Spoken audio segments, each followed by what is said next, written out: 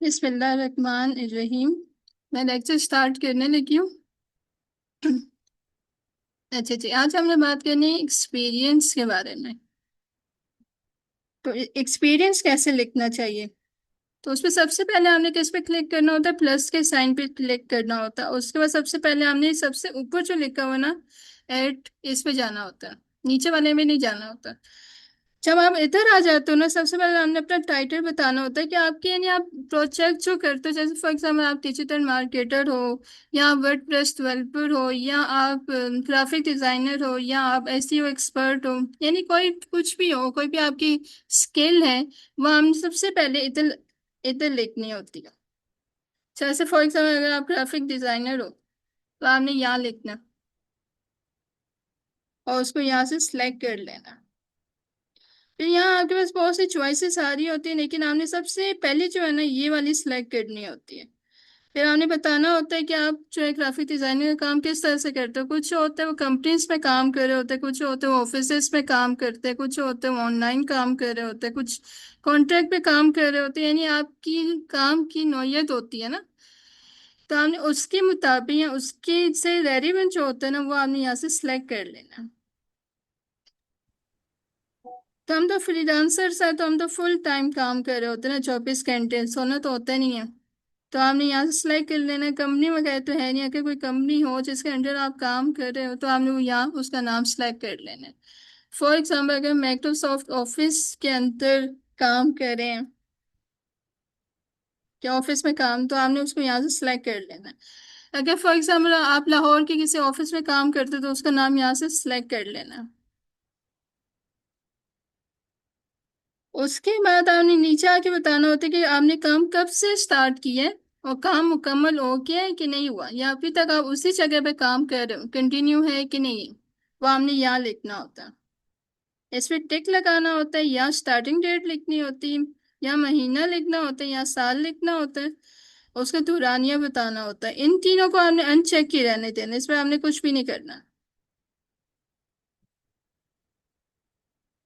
और अगर आप ऑनलाइन काम करते हो, फ्रीलांसिंग का काम करते हो, तो इतना तो आपने कुछ भी नहीं लिखना। अगर आप ऑफलाइन काम करते हो, किसी ऑफिस में काम करते हो, फॉर एग्जांपल लाहौर के, कराची के, इस्लामाबाद के किसी भी ऑफिस में काम करते हो, तो उसका नाम आपने यहाँ आके लिख देना।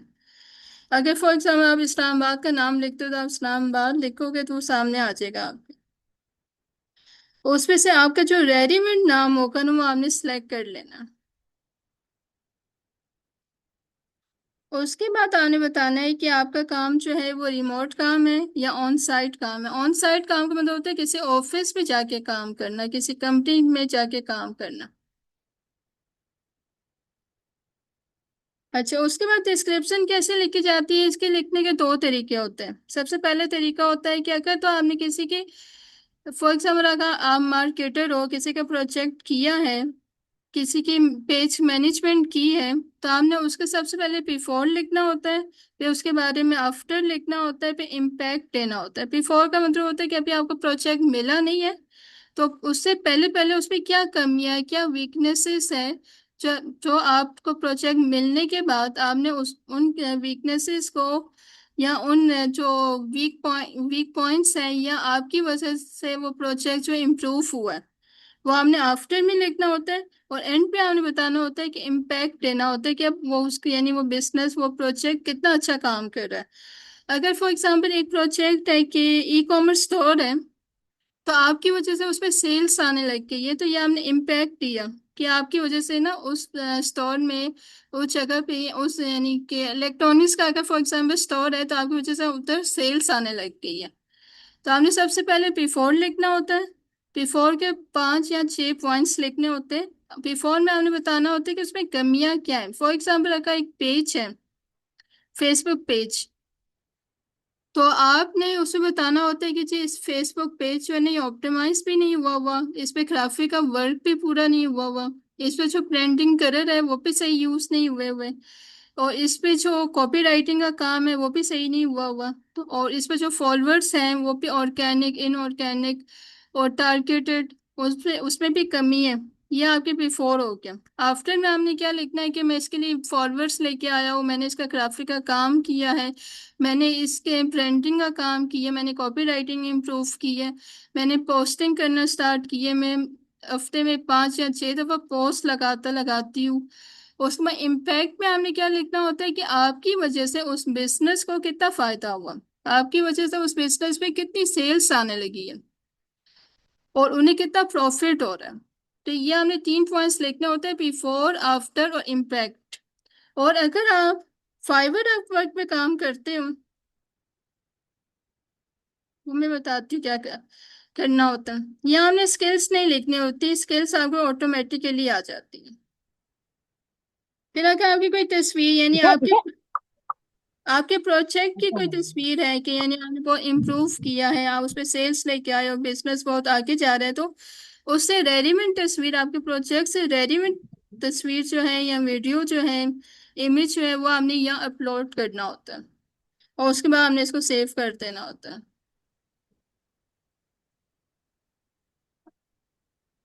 जैसे मैंने अपवर्क पे, लिंक्डइन पे और फाइवर के मुतालिक लिखा हुआ, तो मैंने पॉइंट्स बनाए हुए हैं कि मैं कौन कौन सी सर्विसेज देती हूँ। तो आप इस तरह से पॉइंट्स पे बना सकते हो कि अगर मैं यानी लिंक्डइन की सर्विस भेजती हूँ, तो मैंने लिंक्डइन के अंदर कौन कौन सी सर्विस देती हूँ, कि मैंने ऑप्टिमाइज भी किया हुआ है इसको, इसको मैं मैनेज भी करती हूँ, इसमें मैं क्लाइंट्स भी लेके आती हूँ, इसमें मैं ब्रांडिंग का काम भी करती हूँ। तो मैंने उसके अंदर जो सब स्किल्स है ना, उनके मुतालिक लिखा हुआ है। तो आपने भी इसी तरह पॉइंट्स बनाने हैं। तो आप एक्सपीरियंस दो तरह से लिख सकते हैं, एक बिफोर आफ्टर इम्पैक्ट से, और दूसरा आप पॉइंट्स बना के भी लिख सकते हो। वैसे मोस्टली जो यूज होता है ना, वो बिफोर आफ्टर इम्पैक्ट वाला यूज होता है। जो ये वाला जो मैंने तरीका अपनाया हुआ ना, ये मेरा अपना तरीका है, तो आप इसको फॉलो करो या ना करो इम्पोर्टेंट नहीं है। लेकिन मोस्ट इम्पोर्टेंट ये है कि आपने बिफोर आफ्टर इम्पैक्ट वाला जो तरीका है ना, उसको फॉलो करना। और अगर आप फाइवर अपवर्क पे काम करते हो ना, तो आपने उसके मुतालिक बस कुछ पॉइंट्स लिख देने हैं कि जी हम ये वाली सर्विस देते हैं और इस सर्विस के अंदर ये स्किल्स है। और इस यानी फॉर एग्जांपल अगर आप पेज मैनेजमेंट की सर्विस देते हो, तो आपने बताना है कि आप कौन कौन सी बिजनेसेस के लिए सर्विस देते हो, उनको क्या क्या आपकी वजह से फायदे होते हैं। तो आपने वो पॉइंट्स जो है ना, वो बातें जो है ना, वो आपने पॉइंट्स में बतानी है।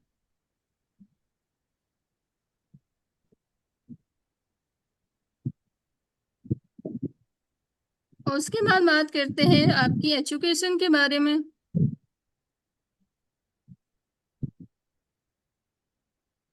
इधर सबसे पहले आपने बताना होता है कि आपने कौन से स्कूल में, कौन सी यूनिवर्सिटी से डिग्री हासिल की है। तो उसका नाम आपने इधर लिखना होता है। जैसे मैंने नमल का लिखा हुआ है, मैंने नमल से एमए इंग्लिश किया हुआ है, तो आपने उसका नाम यहाँ से यानी जो भी आपके यूनिवर्सिटी का नाम है, वो आपने यहाँ से सिलेक्ट कर लेना। उसके बाद आपने यहाँ अपनी डिग्री के बारे में लिखना है कि मास्टर्स है, पीएचडी है, बीए है, जो भी यानी डिग्री है ना आपकी, वो आपने यहाँ लिख देनी है। उसके बाद आपने बताना है कि आपकी जो डिग्री है वो किस सब्जेक्ट में है। बायो में है, केमिस्ट्री में है, फिजिक्स में है, साइंस में है, जो भी आपका सब्जेक्ट है ना, उसका नाम आपने इधर लिखना होता है। उसके बाद आपने बताना होता है कि आपकी डिग्री कब स्टार्ट हुई है, कब एंड हुई है, या अभी तक आप यानी तालीम हासिल कर रहे हो, तो उसके मुतालिक आपने इधर लिखना होता है। और उसके बाद आपने बताना होता है कि आपने कौन सा ग्रेड लिया, ए लिया, बी लिया, कौन सा ग्रेड लिया, वो आपने यहाँ लिखना होता है। और उसके बाद ये दोनों जो पॉइंट्स है ना, ये लिखने की जरूरत नहीं होती। एक्टिविटीज एंड सोसाइटीज के बारे में भी नहीं लिखते और डिस्क्रिप्शन के बारे में भी लिखने की जरूरत नहीं होती। तो आपने सिर्फ जो पहले पहले पॉइंट्स है ना, ये वाले, यूनिवर्सिटी का नाम हो गया, डिग्री का नाम हो गया, फील्ड ऑफ स्टडी, और स्टार्ट डेट और एंड डेट और ग्रेड, ये भी बताने की जरूरत नहीं होती। तो यहाँ तक आपने काम करना होता है, यहाँ तक। और इधर आपने स्किल्स नहीं लिखनी होती। और इधर अगर आप अपनी डिग्री या अपना सॉरी डिग्री की तस्वीर लगाना चाहते हो, तो वो लगा सकते हो। उसके बाद हमने इसको सेव कर देना होता है। उसके बाद बात करते हैं सर्टिफिकेट की। सर्टिफिकेट में हमने क्या करना होता है, प्लस पे क्लिक करना होता है, इधर आके हमने सर्टिफिकेट का नाम लिखना होता है। कि आपको कहाँ से सर्टिफिकेट, यानी आपके सर्टिफिकेट का नाम क्या है। इधर आके आपने अदारे का नाम बताना होता है कि आपको किधर से सर्टिफिकेट मिला है। उसके बाद नीचे आपने बताना होता है कि आपको सर्टिफिकेट कब मिला है। वो सर्टिफिकेट जो होते हैं ना, वो 1-2 साल के भी होते हैं ना, कुछ होते हैं वो 6 महीने के भी होते हैं। तो आपने उस दौरानिया के मुतालिक बात इधर करनी है इसके अंदर, इन चारों पॉइंट्स में। इसको नहीं यूज करना होता। कुछ लोग जो होते हैं ना, वो इधर आके लिंक लगा देते हैं। वो अक्सर ये लगता है कि अगला बंदा आप ही, यानी आप खुद अपने आप ही यकीन नहीं करते हो कि आप यहाँ लिंक लगा के अगले को कह रहे हो इसको चेक कर लो तो ये कंफर्म है कि मुझे सर्टिफिकेट मिला हुआ है। तो इन दोनों को यूज नहीं करना होता। हमने सिर्फ यहाँ तक काम करना होता है। सबसे पहले अपने सर्टिफिकेट का नाम लिखना होता है, फिर अदारे का नाम लिखना होता है, और फिर तुरानिया लिखना होता है कि कब से कब यानी आपको सर्टिफिकेट मिला है। अमूमन सर्टिफिकेट जो होते हैं वो एक्सपायर्ड नहीं होते। तो हमने अगर फॉर एग्जाम्पल यहाँ कोई नाम लिख दिया, कोई मैं यानी तुरानिया लिख दिया जनवरी 2025, तो हमने यहाँ कुछ भी नहीं लिखना।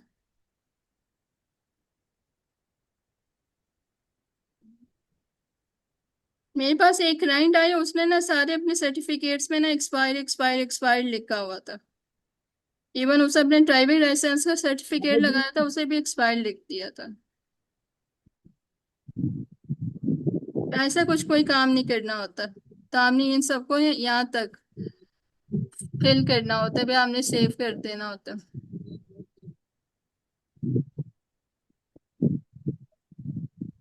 अच्छा, और सर्टिफिकेट्स कौन से लगाने चाहिए जो सबसे रेलिवेंट हो, यानी लिंक्डइन में जो आप सर्विस दे रहे हो ना, फॉर एग्जाम्पल अगर आप एसईओ की सर्विस दे रहे हो ना, तो आपके सर्टिफिकेट्स भी ना एसईओ से रिलेटेड होने चाहिए।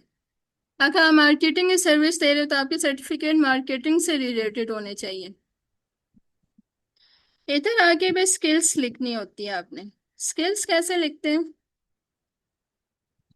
वैसे मैंने 100 स्किल्स लिखी हुई है, लेकिन 100 होनी नहीं चाहिए। कम, मैक्सिमम 20 या 25 स्किल लिखनी चाहिए। मैंने बहुत पहले 100 स्किल्स लिखी थी, तब मुझे इस पॉइंट का नहीं पता था कि 20 या 25 स्किल होनी चाहिए, तो उसके बाद मैंने कम नहीं की। मगर आप सब ने ना 20 या 25 स्किल ही ऐड करनी है। अदनान, आप बाद में बातें कर लेना।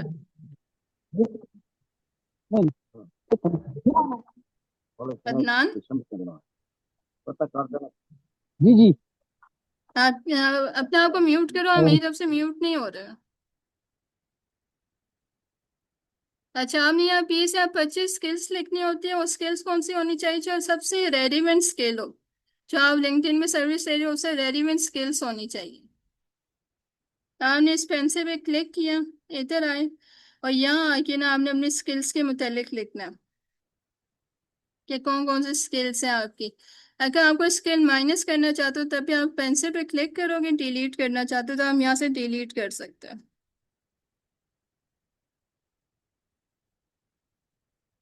स्किल को अपलोड करने का, ऐड करने का तरीका क्या होता है? हमने सबसे पहले बताना है कि आपका यानी एक्सपीरियंस क्या है। अगर आपने फॉर एग्जांपल लिखा हुआ है कि मैंने 3 या 4 कंपनीज के साथ काम किया है, तो उनका नाम इधर आ जाएगा।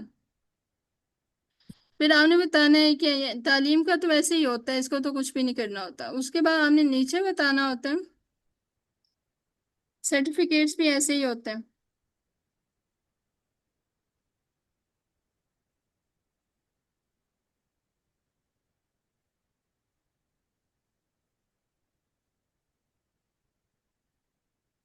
तो आपने यहाँ से अपने स्किल्स के मुतालिक बताना होता है बस।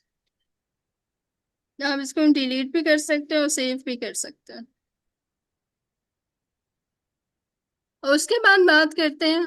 असल में मेरे पास अभी ना प्लस का साइन नहीं आ रहा, क्योंकि मैंने 100 स्किल्स लिखी हुई है ना। तो आप सबके पास ना यहाँ प्लस का साइन आएगा इधर ना, ये स्किल्स वाली जगह पे।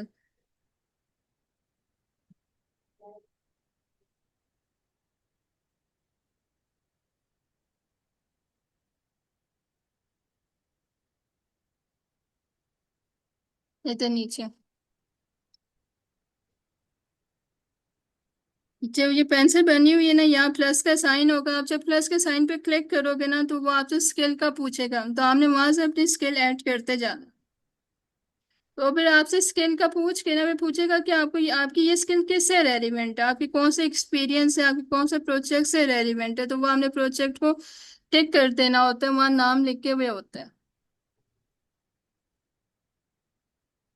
तो उसके बाद जो है ना एंड पे बात करते हैं रिकमेंड कौन कौन करता है आपको। इसके बहुत फायदा होता है, जो आपको यानी जितने ज्यादा लोग आपको रिकमेंड करते हैं ना उतने आपकी जो प्रोफाइल होती है ना उसकी वर्ड में इजाफा होता है। उसके ये फायदा होता है कि जितने विजिटर्स आते हैं ना वो आपको यहाँ आके तो चेक करते हैं कि इनको किस किस ने रिकमेंड किया हुआ है, कितने बंदों ने रिकमेंड किया हुआ है। और रिकमेंड वो लोग करते हैं जो आपके साथ डील कर चुके होते हैं, यानी आपसे प्रोजेक्ट पे काम करा चुके होते हैं, या आप उनके साथ काम कर चुके होते हो, या आपकी उनके के साथ पहले की डीलिंग हुई होती है। तो वो यहाँ आके चेक करते हैं कि आपके पहले से यानी आपका जो रेफरेंस है या आपकी जो हिस्ट्री है या आपके जो रिव्यू है वो कैसा है, कि आपसे काम कराना चाहिए कि नहीं कराना चाहिए। तो आपको चाहिए कि अपने सब दोस्तों से ना रिव्यू लेना स्टार्ट कर दो। कम से कम यानी 5-10 दोस्तें तो होगे ना, आप दोस्त हो गए आपके सबके। तो उन सब से आपको चाहिए कि रिकमेंडेशंस लेना स्टार्ट करो। उससे ये फायदा होता है कि आपकी जो लिंक्डइन प्रोफाइल है ना उसकी वैल्यू इंक्रीज होती है। उसके बाद बात करते हैं लैंग्वेजेस की। लैंग्वेजेस में आपने बताना होता है कि आपकी कौन कौन से लैंग्वेज है। इंग्लिश तो आपने लिखनी ही लिखनी होती है क्योंकि ये स्टैंडर्ड लैंग्वेज है ना। फिर आपने बताना है कि आपको उर्दू आती है, पश्तो आती है, पंजाबी आती है, सलाइकी आती है, कौन सी लैंग्वेज आती है। तो इंग्लिश और उर्दू लिखी हुई है मैंने। वैसे मुझे पंजाबी भी आती है लेकिन वो मैंने इधर ऐड नहीं की हुई। उसके बाद बात करते हैं इंटरेस्ट की। तो इंटरेस्ट पे जब आप क्लिक करते हो ना, जब आप इनको फॉलो करते हो तो ये ऑटोमेटिकली आपकी प्रोफाइल में ऐड हो जाता है। तो आज आपका इतना सा काम है।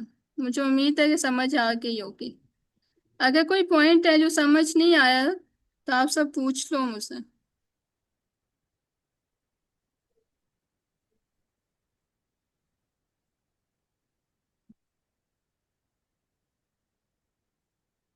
अच्छा, इंडोर्समेंट का मतलब होता है कि आके यानी किसी ने मुझसे यानी कि ये मैंने स्किल्स लिखी हुई है ना, किधर गई, हाँ ये।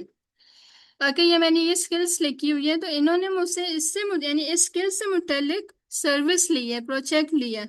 तो इन्होंने आके मुझे बताया है कि यानी इन्होंने मुझे इंडोर्स किया है कि ये जो लड़की है लड़का जो है ये इस काम में बेहतर है। यानी कि आप ये समझो कि जैसे फाइवर में होता है ना रिव्यू होते हैं, 5 स्टार्स मिल जाते हैं, 4 स्टार मिलते हैं, 3 स्टार मिलते हैं। तो उसी तरह इंडोर्समेंट होती है कि जो बंदा इधर आके आपको जितने ज्यादा आपको इंडोर्स करते हैं ना उसका मतलब होता है कि आप अपने उस स्किल में अपने उस सर्विस में बहुत अच्छा काम कर रहे हो, बेहतरीन काम कर रहे हो।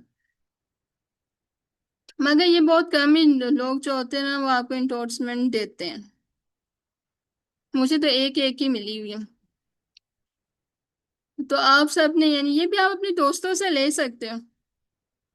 ये दोनों जो है ना आप अपने दोस्तों से रिक्वेस्ट करो कि वो आपको रिकमेंडेशंस और इंडोर्समेंट जो है ना आपकी प्रोफाइल पे दें। लेकिन अभी नहीं, पहले हमें सबसे पहले अपनी प्रोफाइल को ऑप्टिमाइज करना है अच्छे तरीके से। उसके बाद आपने अपने दोस्तों से रिक्वेस्ट करनी है। और अगर वो सब भी लिंक्डइन की प्रोफाइल पे है, तो आपका फर्ज बनता है कि आप उनकी प्रोफाइल पे भी जाके ना उन्हें इंडोर्स करो, उन्हें रिकमेंडेशंस दो आगे।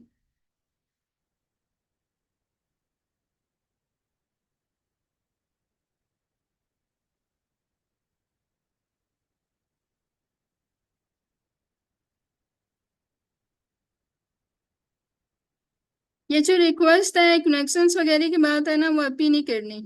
वो अभी इस जो हम हमारे ऑप्टिमाइजेशन का काम चल रहा है ना इस पे इसका कोई ताल्लुक नहीं है। जब ये काम आएगा, जब ये पॉइंट आएगा, स्टेप आएगा, तब ये काम करेगा, वरना आप कंफ्यूज हो जाओगे।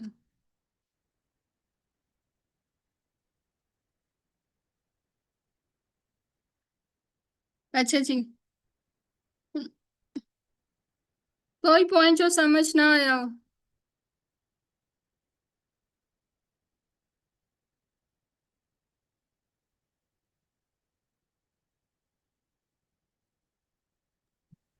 तो मैम ये एंगेजमेंट का टॉपिक नेक्स्ट वीक में आएगा।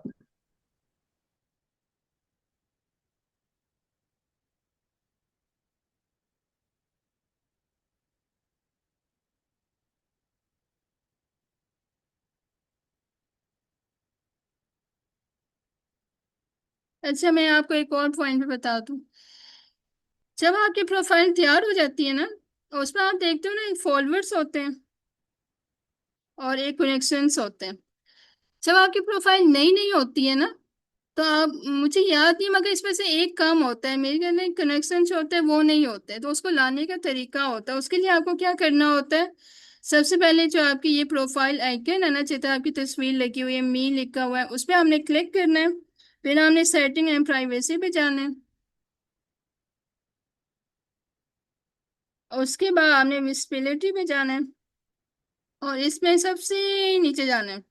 जब आप सबसे नीचे चले जाओगे ना, तो इधर लिखा होगा फॉलोअर्स। हाँ, फॉलोअर्स नहीं होता है। आपने इस पे क्लिक करना और इसको ऑन कर देना। और उससे ये होता है कि फिर वो दोनों जो है ना आपको नजर आने लग जाते हैं।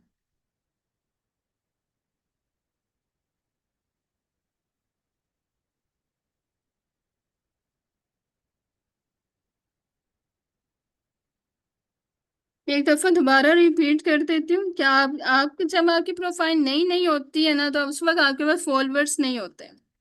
आपने इस वाले को ना लेके आना होता है, इस वाले को, फॉलोअर्स को। इसको लाने का तरीका क्या होता है, जो ये मी लिखा हुआ है ना, इस पे आपने क्लिक करना है। सेटिंग है, प्राइवेसी पे जाना है। फिर आपने विजिबिलिटी पे जाना है। और फिर सबसे नीचे नीचे जाना है।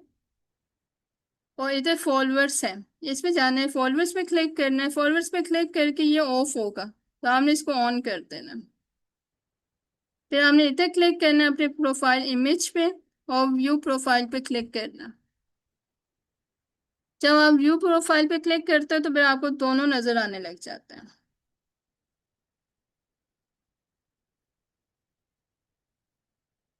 तो आज ये जो टॉपिक है ऑप्टिमाइज का, ये मुकम्मल हो गया। इसमें कोई भी पॉइंट हो जो समझ ना आया हो, जो कंफ्यूज हो रहे हो आपके कैसे काम करना है, तो आज आप मुझसे पूछ लो, क्योंकि आज अभी वक्त है।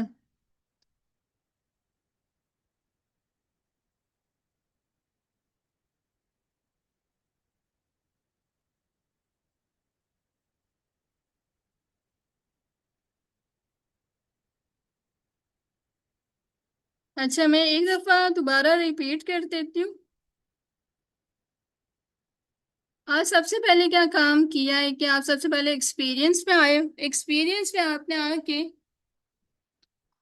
अपने जो आपका फ्रीलांस कैरियर है ना, सिर्फ फ्रीलांस कैरियर नहीं होता, कुछ जो लोग होते हैं जो ऑफलाइन जॉब भी कर रहे होते हैं, उनकी भी तो लिंक्डइन प्रोफाइल होती है ना, वो भी तो काम कर रहे होते हैं, उनका भी एक्सपीरियंस होता है। जो स्कूलों में, कॉलेजों में, यूनिवर्सिटीज में टीचिंग का काम कर रहे होते हैं, ऑफिस का काम कर रहे होते हैं, तो हमने इस पर अपना हर तरह का एक्सपीरियंस लिखना होता है। चूंकि हम सब जो हम फ्रीलांसर्स हैं, तो हम फ्रीलांसिंग की ही बात करेंगे, तो हमने सबसे पहले प्लस पे क्लिक करना होता है। प्लस पे क्लिक करने के बाद सबसे पहले जो है इस पे जाना होता है। इस पे जाने के बाद आपने सबसे पहले बताना होता है कि आपकी स्किल क्या है, यानी आप ग्राफिक डिजाइनर हो, वर्डप्रेस डेवलपर हो, सोशल मीडिया मार्केटर हो, डिजिटल मार्केटर हो, एसईओ एक्सपर्ट हो, जो भी हो ना, आपने यहाँ लिखना होता है। उसके बाद आपने नीचे लिखना होता है कि आपकी जो जॉब है, आपका जो काम है, वो फुल टाइम है, पार्ट टाइम है आपका, यानी फ्रीलांस का काम है, कौन सा काम है, वो आपने यहाँ से सिलेक्ट कर लेना होता है। उसके बाद जैसे फुल हम फ्रीलांसिंग करते हैं, तो फ्रीलांस को भी सिलेक्ट कर सकते हैं। उसके बाद आपने बताना होता है आप किस कंपनी के अंडर काम करते हो, किस कंपनी के साथ काम करो। जैसे फॉर एग्जांपल, अगर लाहौर के किसी ऑफिस में काम कर रहे हो, तो आपने लाहौर के ऑफिस का नाम लिखना होता है। या कराची के, इस्लामाबाद के, किसी भी सिटी के ऑफिस में काम कर रहे हो, किसी भी जगह पे काम कर रहे हो, तो आपने वो लिखना होता है। उसके बाद बात आ जाती है कि आपने इस पे टिक लगाना होता है। अगर आप अभी भी उधर उसी जगह पे काम कर रहे हो, तो तब आपने इस पे टिक लगाना होता है। उसके बाद नीचे आपने दुरानिया क्या बताना होता है, कि आपने काम कब से स्टार्ट किया, कौन से साल को में स्टार्ट किया, और कब कंप्लीट हुआ। अगर कंप्लीट नहीं हुआ, तो यहाँ एक वो आइकन बॉक्स, चेक बॉक्स बना हुआ आता है कि अभी तक आपका काम कंटिन्यू है, तो आपने उस पर टिक लगाना होता है, उसको चेक कर देना होता है। उसके बाद आगे आपके फ्रीलांसिंग का काम है, तो उधर आके आपका इससे भी कोई, यानी इन दोनों से कोई ताल्लुक नहीं है। उसके बाद डिस्क्रिप्शन की बात की थी। डिस्क्रिप्शन जो है वो दो तरह से लिखी जाती है। पहला जो तरीका है वो बिफोर आफ्टर इम्पैक्ट का है। बिफोर यानी आपके प्रोजेक्ट ज्वाइन करने से पहले क्या उसमें यानी कमी आई, वीकनेसेस है, उसकी बात करनी है। आफ्टर आपने प्रोजेक्ट ज्वाइन किया, आप उस पर क्या इम्प्रूवमेंट लेके आ रहे हो। इम्पैक्ट जब आपने प्रोजेक्ट फाइनल कर लिया, मुकम्मल कर लिया, तो आपकी वजह से आप उस पर क्या इम्पैक्ट आया। दूसरा तरीका ये होता है कि आपने अपनी सर्विस के मुतालिक पॉइंट्स में बताना होता है। तो ये तो ऑटोमेटिकली लिखी हुई होती है, इसको भी आपने कुछ नहीं करना होता। अगर आपने किसी जगह यानी किसी जगह से जॉब फाइंड नहीं की तो तब आपने इसको सिलेक्ट नहीं करना होता। लेकिन अगर आपने लिंक्डइन की मदद से किसी कंपनी, किसी फर्म में काम किया है तो आप यहाँ से उसको सिलेक्ट कर सकते हो। आगे स्किल्स पे आपका यहाँ कोई काम नहीं होता, और यहाँ आप तस्वीर लगा सकते हो, फिर सेव कर देना होता।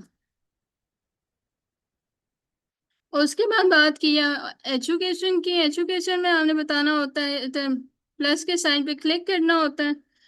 इधर आके आपने अपनी यूनिवर्सिटी का नाम बताना होता है, इधर अपनी डिग्री का नाम बताना होता है, इधर अपनी फील्ड ऑफ स्टडी का नाम बताना होता है कि आप कौन सी फील्ड में काम यानी आप सॉरी आपने कौन सी फील्ड में डिग्री हासिल की है। तो यहाँ आपने दुरानिया का बताना होता है, कौन से साल से लेके कौन से साल तक आपने डिग्री हासिल की है। यहाँ ग्रेड का बताना होता है। ये दोनों ने इनको यूज नहीं करना होता, इन दोनों को, और इसको सेव कर देना होता है। और उसके बाद आपने सर्टिफिकेट की बात करनी होती है, इस पे भी प्लस पे क्लिक करना है। इधर आपने चांसेस अदारे से सर्टिफिकेट दिया है, नहीं सॉरी, जो आपका सर्टिफिकेट का नाम है ना, जैसे मेरा ये डिजिटल मार्केटर है, डिजिटल मार्केटिंग का सर्टिफिकेट लगा हुआ है तो आपने वो नाम लिखना होता है। अगर आपको ग्राफिक डिजाइनिंग का सर्टिफिकेट है तो वो नाम लिखना होता है। कौन से अदारे से सर्टिफिकेट मिला है वो आपने यहाँ नाम लिखना होता है। सर्टिफिकेट लाइसेंस जो होते हैं वो कभी एक्सपायर्ड नहीं होते, तो उनकी कभी भी आपने इन दोनों को फिल नहीं करना होता। सिर्फ उनके महीना और साल के कब स्टार्ट किया और किस साल को स्टार्ट किया वो लिखना होता है, और इन दोनों को भी यूज नहीं करते। ऐसे तो आप दूसरे बंदे को खुद कह रहे होते हो कि मुझ पे ना डाउट करो, मुझ पे यानी मुझ पे यकीन करने की जरूरत नहीं है, अगर आप यहाँ लिंक लगाते हो तो। और ये स्किल्स भी जो है ना वो एंड पे देखने आप ऐड करनी होती है, तो इसलिए यहाँ स्किल्स को भी ऐड नहीं करना होता, यहाँ से आप अपना सर्टिफिकेट लगा सकते हो। उसके बाद बात की है स्किल्स की। मेरे पास जैसे कि मैंने 100 स्किल सेट की हुई है, तो अगर आपकी स्किल्स कम होगी तो आपके पेंसिल के साथ प्लस का साइन आ रहा होगा। आपने प्लस के साइन पे क्लिक करना होगा, अपने स्किल को सिलेक्ट करना होगा, और नीचे लिखा होगा कि स्किल किस से मुतल्लिक है, यानी कि फाइवर से मुतल्लिक है, अपवर्क से मुतल्लिक है, लिंक्डइन से, या आपके कोई प्रोजेक्ट से, या किसी कंपनी से, ब्रांड से, किसी भी से भी मुतल्लिक है, तो उसको हमने आके चेक करना होगा चेक बॉक्स को। उसके बाद आ जाती है यहाँ रिकमेंडेशंस। रिकमेंडेशंस का मतलब होता है कि कोई किस किस ने आपको रिकमेंड किया है। तो आप इसके लिए सबसे पहले अपनी प्रोफाइल को ऑप्टिमाइज करोगे, उसके बाद अपने दोस्तों से रिक्वेस्ट करना कि वो आपको रिकमेंड करें, और फिर आप सब ने भी आगे से उनको भी रिकमेंड करना है। इंडोर्समेंट का मतलब होता है कि आप अपनी स्किल में कितने अच्छे हो। जैसे कि फाइवर में आपके पास वो होते हैं ना, स्टार्स होते हैं, 5 स्टार, 4 स्टार। तो इसी तरह यहाँ इंडोर्समेंट का काम मतलब होता है, जितने ज्यादा लोग आपको इंडोर्स करेंगे ना, उसका मतलब आप स्किल में उतने ही अच्छे हो और आपने उतने ही बंदों के साथ काम किया हुआ। मगर ये बहुत अमूमन कम ही करते हैं, तो इस पर फिक्र करने की जरूरत नहीं होती। ये कम से कम 10-15 तो होने ही चाहिए, या 5-6 होने चाहिए। ये वक्त के साथ साथ भी ऐड होते रहते, जैसे जैसे आप प्रोजेक्ट करते जाओगे ना, आप उनसे रिक्वेस्ट करना अपने क्लाइंट से कि वो आपको रिकमेंड करें। उसके बाद आपने लैंग्वेजेस ऐड करनी होती है। लैंग्वेजेस में आपके जो स्टैंडर्ड लैंग्वेज है वो ऐड करनी होती है। तो पाकिस्तानी और इंटरनेशनल लेवल पे जो दो स्टैंडर्ड लैंग्वेज है ना, मैंने दोनों ऐड की हुई है। इन दोनों को तो आपने लास्ट में ऐड करना है। इसके अलावा अगर कोई लैंग्वेज ऐड करना चाहते हो तो वो आपकी अपनी चॉइस होती है, जैसे पंजाबी, सराइकी, फारसी, कोई भी यानी आप तीसरी लैंग्वेज ऐड करना चाहते हो ना, उसके लिए आपने तो प्लस के साइन पे क्लिक करना होता है। इधर लैंग्वेज लिखना होता है, इधर लेवल बताना होता है कि आपको किस लेवल की लैंग्वेज आती है। दोनों को सिलेक्ट करने के बाद सेव कर देना होता है। ये जो इंटरेस्ट होते हैं ना, ये मतलब जब हम दूसरों की प्रोफाइल को फॉलो करते जाते हैं ना, ये इंटरेस्ट यहाँ ऑटोमेटिकली ऐड होते जाते हैं। बस ये आज का काम है। अब आप मुझे बताओ कि इसमें कोई पॉइंट जो समझ ना आया हो, कोई ऐसा जो क्लियर ना हुआ हो।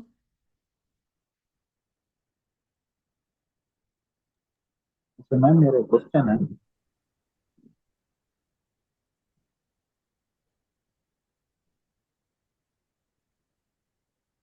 ऐसे बिगिनर आप अपने एक्सपीरियंस वाले जो सेक्शन है उसमें आप ये लिख सकते हो कि फाइवर पे आपको 1 साल हो गया काम करते हुए। इसी तरह आपको अपवर्क पे भी 1 साल हो गया, क्योंकि कोई चेक नहीं करता आपकी फाइवर और अपवर्क की प्रोफाइल्स ना। तो आप उन दोनों को यहाँ लिख सकते हैं। अच्छा मैम मेरा एक क्वेश्चन है। जी। लिंक्डइन पे एज अ बिगिनर बंदा कौन सी ऑडियंस को यानी कि कनेक्शन रिक्वेस्ट बंदा सेंड करे? वो मैं आपको ना अभी नहीं बताऊंगी, वो अभी जब हमारा कंटेंट का काम भी हो जाएगा ना, अभी तीसरे हफ्ते में जब ये काम आएगा तब बताऊंगी। Okay ma'am, thank you. कोई बात। जी मेरा एक क्वेश्चन है। जी। Can you hear me? इसमें जब आपने कहा है कि एजुकेशन वाला सेक्शन हमने फिल करना है, लेट्स सपोज मेरी जो एजुकेशन है वो है बीएस फिजिक्स, क्या मैं रेलिवेंट ऐड कर सकता हूँ बिजनेस एंड मार्केटिंग? क्योंकि कोई भी आके हमसे ये वेरिफिकेशन तो नहीं कर रहा होता कि मेरी कौन नहीं सी तो डिग्री मेरी है। जैसे एमए इंग्लिश है, मैंने लिखा हुआ है, तो वो हाँ। भी तो रेलिवेंट नहीं है। तो इससे तो कोई भी फर्क नहीं पड़ता ना, कोई आपकी डिग्री या आपकी तालीम को चेक करता है। आपकी जो नो। तालीम है आपको वही लिखनी चाहिए। लास्ट टाइम मेरे एक क्लाइंट यूएस से भेजे थे, उनसे बात हो रही थी तो वो यही कह रहे थे कि I am looking for someone who have relevant degree. आप ऐसा करो कि दोनों तो को ऐड कर लो ना, उसको भी ऐड कर लेना, इसको भी कर लेना जो आपकी डिग्री है। जी हाँ, राइट। तो एक और ये क्वेश्चन है, जैसे आपने कहा कि 100 स्किल्स आपने ऐड करने, is there any convenient way to add some specific और रेलिवेंट स्किल्स? कोई इस तरह का कोई टूल हो जो रेलिवेंट स्किल्स निकाल के दे सके सर्च बेस्ड? उसके लिए ना आपने क्या करना होता है कि सबसे पहले ना आप अपने कंपटीटर्स को चेक करते हो। अगर फॉर एग्जाम्पल ये मेरा कंपटीटर है ना, मैंने इसकी प्रोफाइल पे आना है ठीक है। और इसके चेक करना है कि इसने अपनी कौन सी स्किल्स लिखी हुई है। इसने ठीक है। सबसे नीचे ना स्किल्स लगाई होगी है अपनी, ये वाली। अब इसकी 14 स्किल्स है ना, इनको ठीक ओपन है। करना है। यहाँ से जो आपके यानी प्रोफाइल से रेलिवेंट है ना, वो आपने यहाँ से ना उनको कॉपी पेस्ट कर लेना। All right. तो वो रेलिवेंट स्किल्स होती है, क्योंकि वो आपसे एक्सपर्ट होते हैं, आपसे पहले से काम कर रहे होते हैं, तो उन्हें ज्यादा बेहतर पता होता है कि कौन सी स्किल रेलिवेंट है। तो ये सब कुछ हमने रिसर्च बेस्ड काम होता है, तो इस पर हमने वक्त लगाना होगा। Okay, all right, thank you so much. किसी और का कोई सवाल?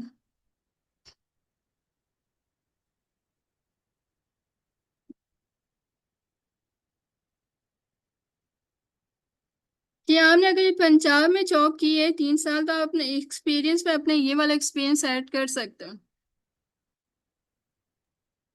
जी ऑल राइट।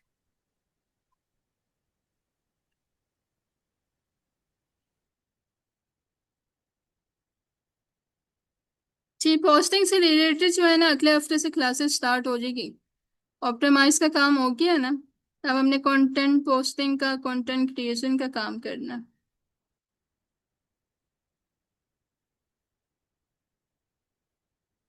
इंडोर्समेंट जो होते हैं ना, वो आप ऐसे समझो जैसे फाइवर पे हमें ना स्टार्स मिलते हैं। अगर किसी को काम पसंद आता है तो वो 5 स्टार दे देते हैं, किसी को काम पसंद नहीं आता तो वो 1 स्टार भी दे के चला जाता है। तो जितनी आपको इंडोर्समेंट मिलती है, जितने यानी अगर आपको 20 लोगों से 30 लोगों से मिली हुई है ना, उतनी अच्छी बात है। लेकिन ये इतनी इंपॉर्टेंट बात नहीं होती अगर नहीं भी मिली हुई, क्योंकि बहुत कम लोग, इवन अगर आप रिक्वेस्ट भी करते हो ना, मैंने इवन अपने क्लाइंट से रिक्वेस्ट की है कि मुझे इंडोर्स करे, तो वो नहीं करते।